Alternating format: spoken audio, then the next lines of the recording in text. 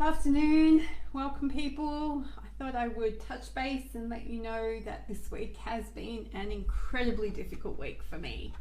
I haven't had anywhere near the health or wellness or energy or anything that I would have enjoyed. um, so I thought I would pop in and just let you know that I am still around. If it looks like I've been on social media all week, that is the power of having delegated people and tools and resources in your world. Just a couple of things I wanted to share with you is I've been a part of this fantastic challenge called Think Outside the Square Blanket Challenge here in the community where I live and work. And it's been such an important part of my resilience, like activating my resilience during this round of chemo. This round of chemo has been incredibly unpleasant. The side effects have felt worse than the first time round. They arrived very quickly, and it just feels like there's like been a little squared put at the end of chemo round 2 squared. So and that's been really disappointing. But the days that I haven't been able to do much, I have been able to make these rugs. And I'm activating skills that I had as a kid and as a teenager. I've been able to keep myself warm and just enjoyed just doing very little activity but keeping my hands busy, and it's allowed me to really process my thinking and understand my disappointment in my lack of function this week. Now, I'm not angry with myself, I'm not bitter, I'm just disappointed. I thought that I would feel better than I have this week, but I'm not, and that's just this crazy thing called chemo that I have chosen to take myself on. But being a part of this challenge has blessed me incredibly. It's allowed me to get outside of myself. It's allowed me to focus on an issue bigger than us, and that is people who are lonely, people who are cold, people who are living rough. It's allowed me to extend my generosity, which is a huge part of the way I operate. And that helps me get out of myself and helps me feel so insular. So I just want to congratulate Debbie and what she's achieved here.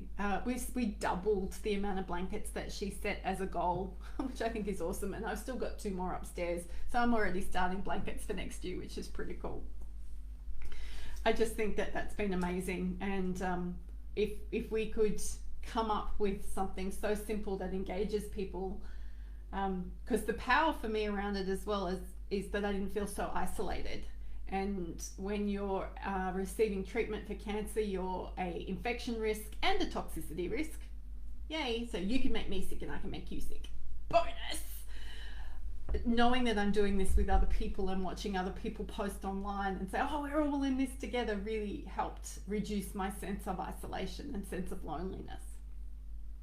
So yay, Debbie, that is fantastic. I'm really, really proud to have been a part of that.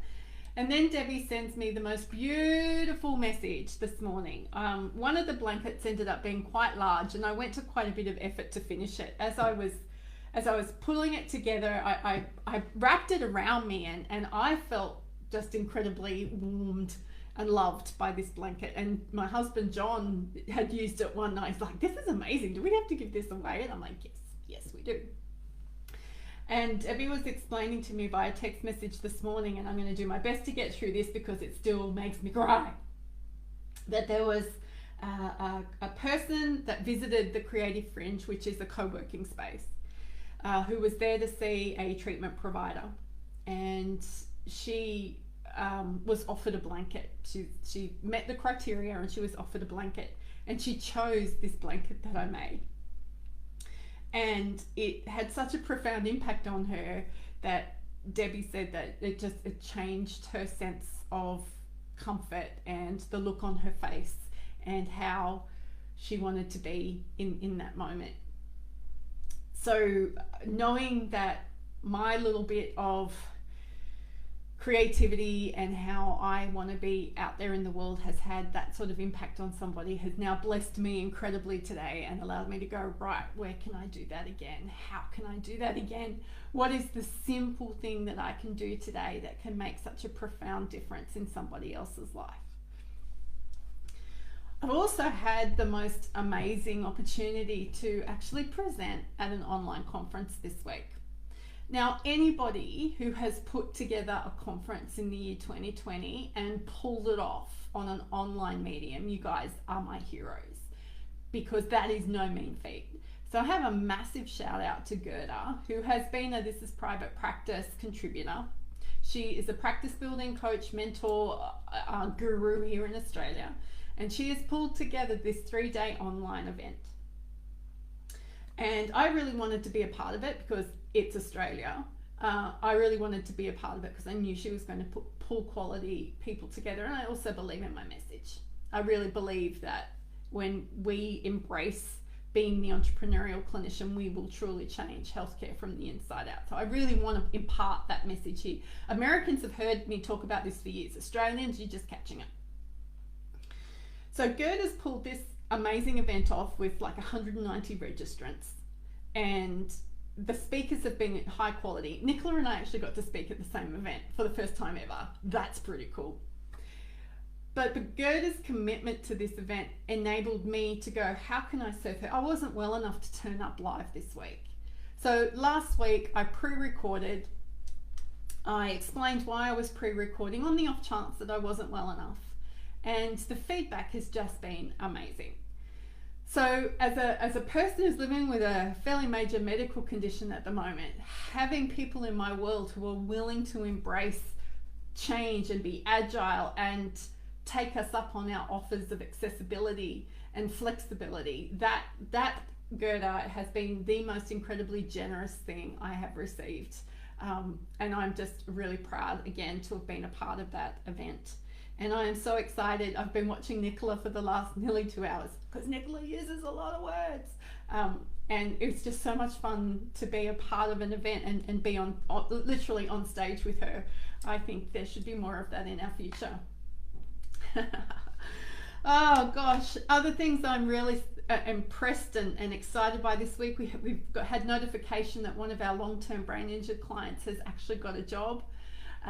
He fought really hard for that. He had probably close to 100 knockbacks before he got offered a job, and he's been in a job a month, and that's happened during this COVID lockdown environment that we find ourselves in, which I just think is amazing. I just continue to feel incredibly supported. I daily receive messages. I receive messages of encouragement, people sharing memes. Pauline Blizzian sends me coffee porn, which I love. My gorgeous cousin Angela has created me a song playlist. People are making book recommendations for fiction because I just can't handle non-fiction at the moment. And people genuinely, I feel like you guys want to be on this journey with me, which I really appreciate, because this is not easy to turn up and be this vulnerable. And to let you know what's going on my world in such a vulnerable way is really hard. As a health professional, we are often expected to know it all, to have it all sorted, because we want people to trust that we know what we're doing. So for me to come on and go, today wasn't a good day. In fact, this week hasn't been a good week. In fact, I'm really not enjoying round 2 chemo at all. It's a huge thing to actually admit that stuff. I would previous incantations, I would have preferred to have just hidden and not been available or around. So other special mentions this week, Brittany Wagner from Tidemark VA is going to come on as the Book of Evidence USA distributor. I'm really excited to get that underway and finally pressed sold or go or whatever the button was on the printing today. That was hard. I'm used to being able to go to a printer and physically touch and handle and see what the finished product is going to look like, but Texas, not happening anytime soon. But she has graciously agreed to be the USA distributor, so I can start to reduce some of the postage times. I'm aware that it's taking some people 4 weeks to receive their books. I wouldn't want to wait 4 weeks for that. But I must admit, getting them created in the USA is considerably more expensive than getting them created here in Australia. Whew. And a big shout out to my Daring Dozen crew. You may not know this, but I have the absolute honour and privilege of leading a tribe of women who are going to make things happen in this world. You know some of them. But this week they stepped up and stepped in, and Cindy Doyle facilitated a group discussion and led these women and made sure that they got the support that they needed and that we got the support that we needed. And I cannot tell you the power of this community. And the things that are going on, like the things that these women are achieving in their own work and in the business that they're creating, the influence and positioning you watch, you're going to go, oh wow, I wonder if she's a part of that Daring Dozen Joe talks about, because chances are they will be, which is really cool. So it's gotten to 3 o'clock here in the afternoon, Friday afternoon. I have really pushed myself to try and get things done today. It has taken me a long time to do not very much at all. So for those of you who are still waiting for me to respond to emails, I will get there. If you've sent me a message and I haven't personally responded, I'm sorry, I'm getting there. Just be patient with me, I will get there. And again, thank you so much for being a part of this with me, and for your honor, your respect, and your love. Looking forward to seeing you next week.